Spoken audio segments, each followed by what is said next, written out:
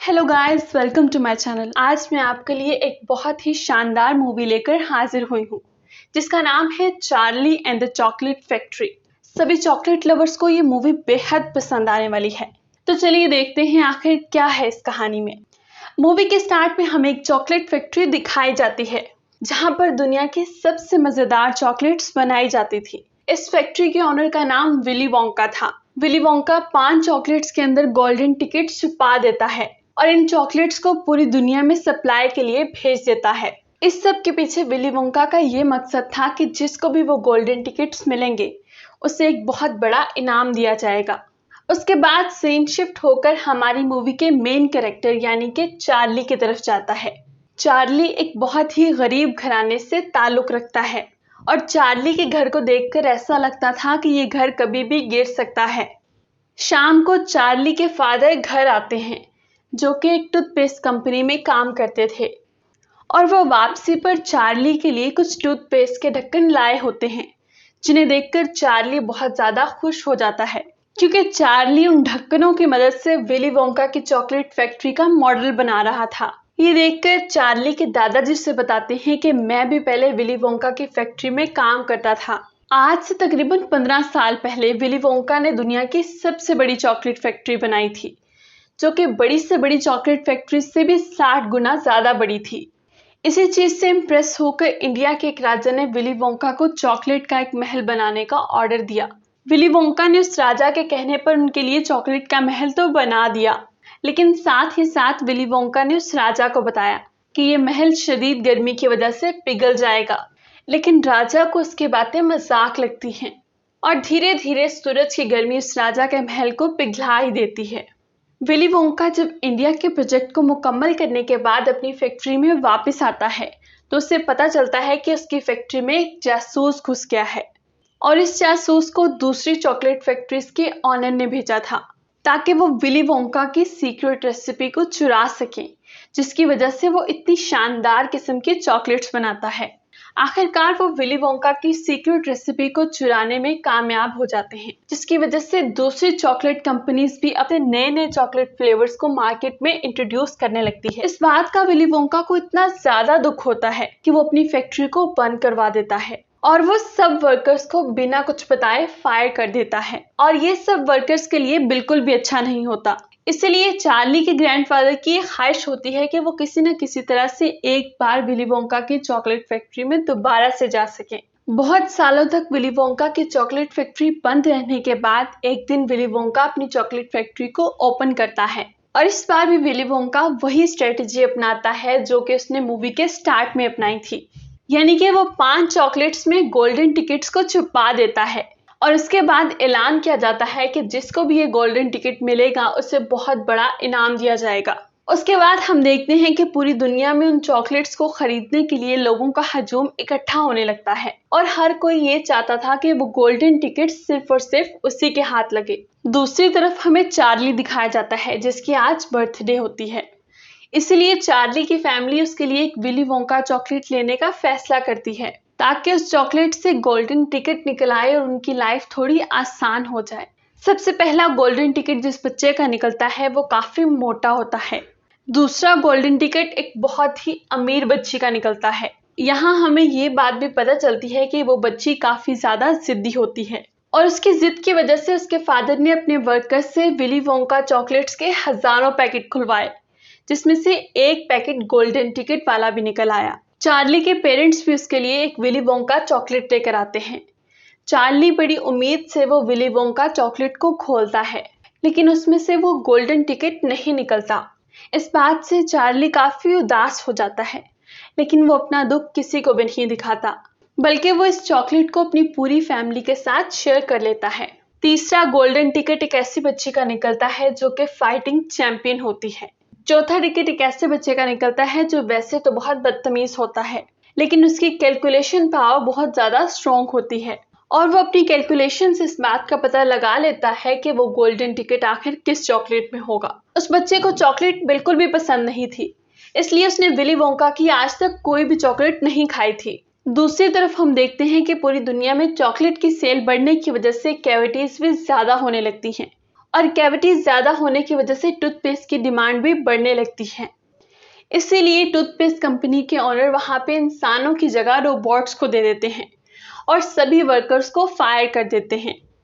और फायर होने वाले वर्कर्स में चार्ली के फादर भी शामिल होते हैं। चार्ली की पूरी फैमिली में कमाने वाले सिर्फ और सिर्फ उसके फादर ही थे और आज उनकी भी जॉब चली गई। अब उनके घर को चलाने वाला कोई भी नहीं था। उसके बाद चार्ली के दादाजी उसे घर में पड़ा हुआ आखिरी सिक्का देते हैं और उसे कहते हैं कि जाओ और विली वोंका की चॉकलेट को खरीद लाओ।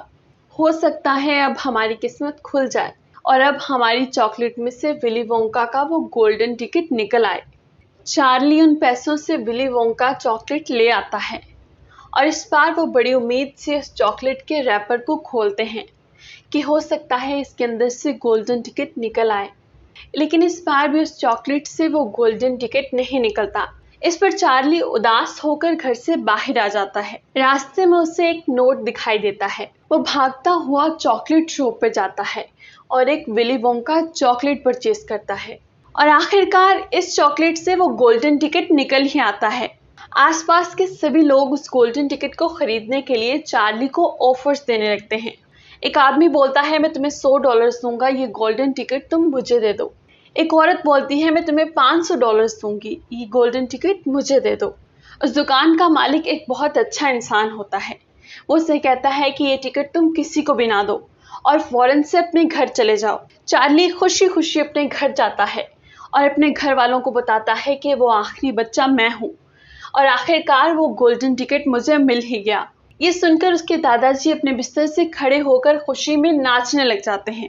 फिर वो उस गोल्डन टिकट को अपने बेटे को देते हैं और इसे कहते हैं कि बेटा मुझे पढ़कर तो सुनाओ इस गोल्डन टिकट के अंदर क्या लिखा है। तब उनका बेटा उन्हें बताता है कि बच्चे के साथ फैमिली का कोई एक बड़ा मेंबर आ सकता है और जब ये अपना इनाम लेने के लिए जाएंगे तो वापसी पर इन्हें चॉकलेट का एक बहुत बड़ा ट्रक साथ में दिया जाएगा।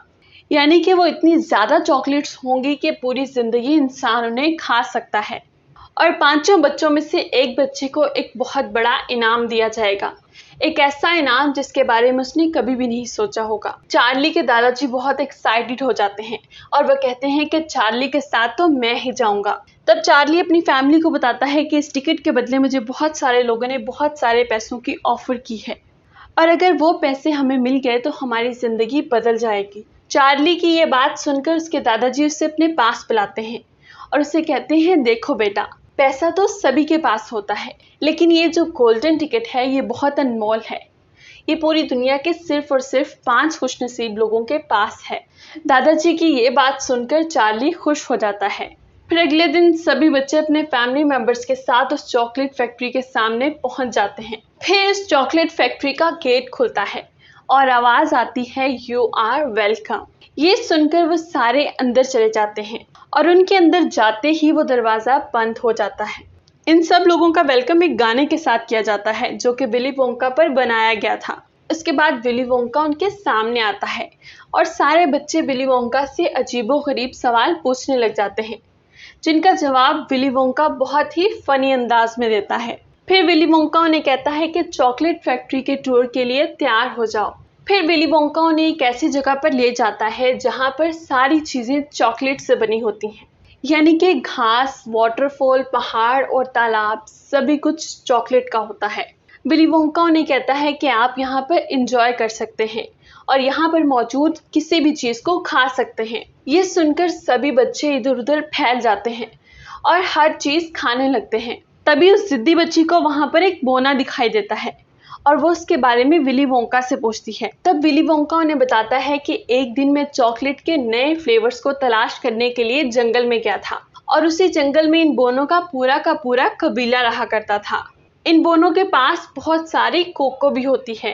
कोको हासिल करने के लिए विली वोंका उन बोनों के लीडर के साथ डील करता है कि अगर आपने मुझे कोको लेने दिया तो मैं आपको अपनी फैक्ट्री में काम करने का मौका दूंगा जहां पर आप बड़े आराम से रह सकेंगे और मज़े मज़े की चॉकलेट्स खा सकेंगे।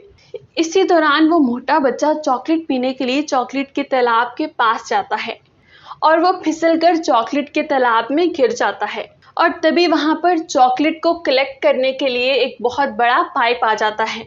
इस पाइप के जरिए से इस तालाब से चॉकलेट फैक्ट्री के अंदर ले जाई जाती थी। उसी पाइप में वो मोटा बच्चा भी फंस जाता है। उसी वक्त सभी बोने इकट्ठे होकर उस मोटे बच्चे के लिए गाना गाने लगते हैं। उस मोटे बच्चे की माँ बहुत ज्यादा परेशान होती है कि आखिर मेरा बच्चा अब कहाँ जाएगा। विली वोंका एक बोने से कहता है इस बच्चे की माँ को वहां पर लेकर जाओ जहां पर उनका बेटा गया है। उसके बाद वो सभी बोट में बैठकर आगे की जर्नी को स्टार्ट करते हैं और वो चॉकलेट की नदी में बोट के थ्रू ट्रैवल करने लगते हैं। विली वोंका चॉकलेट की नदी से कुछ चॉकलेट निकालकर चार्ली को टेस्ट करवाता है। चार्ली कहता है कि ये चॉकलेट्स तो बहुत ज़्यादा टेस्टी हैं। चार्ली विली वोंका से पूछता है कि आपने अपनी लाइफ की सबसे पहली चॉकलेट कब खाई थी। ये सुनते ही विली वोंका फ्लैशबैक में चला जाता है। जब विली वोंका छोटा होता था तो सभी बच्चे हैलोवीन पे चॉकलेट्स इकट्ठी किया करते थे, लेकिन विली वोंका का फादर उसके सामने ही सारी चॉकलेट्स को जला दिया करता था और वो नहीं चाहता था कि चॉकलेट खा खा कर मेरे बेटे के दांत खराब हो जाएं। तभी चार्ली विली वोंका को फ्लैशबैक से बाहर लेकर आता है और उसे बताता है कि देखिए हमारी बोट कितनी तेजी से मूव कर रही है। और फिर हमें दिखाया जाता है कि वो बोट बहुत तेजी से एक गार की तरफ बढ़ने लगती है। उस गार में बहुत ज़्यादा रूम होते हैं। विली वोंका उन सब रूम्स के बारे में बच्चों को बताता है कि इन कमरों में क्या क्या है, यहाँ पर क्या क्या बनता है। फिर वो बोट एक कमरे के पास रुकती है जो कि विली वोंका का फेवरेट रूम था, क्योंकि वो इन्वेंटिंग रूम था। वहाँ पर चॉकलेट के नए नए फ्लेवर्स बनाए जाते थे। उसी कमरे में एक बहुत बड़ी मशीन एक्टिवेट होती है और वहाँ से एक बबल गम बाहर आती है। उन चारों में से एक बच्ची जो कि बबल गम की बहुत ज़्यादा शौकीन होती है, वो उस बबल गम को उठाकर खा लेती है। विली वोंका उस बच्ची को वार्न करता है कि अभी ये कंप्लीट नहीं है, अभी इसमें बहुत सारी इनोवेशंस होने वाली हैं।